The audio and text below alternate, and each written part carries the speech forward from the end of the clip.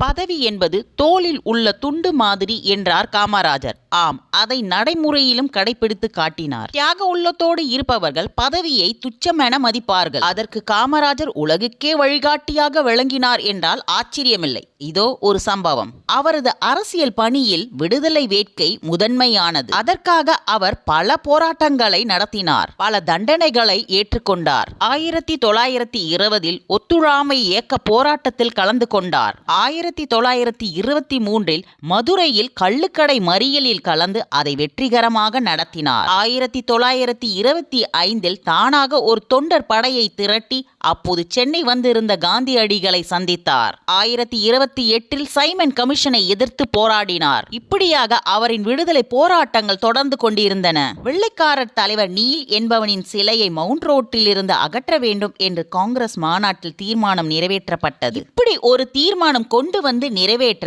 காமராஜர் தான் முக்கிய காரணம். அதன்படி நீல் சிலை அகற்றப்பட்டது. இப்படி போராட்டங்கள் நடக்கும் போதே தேர்தலை சந்திக்க வேண்டிய நிலை வந்தது.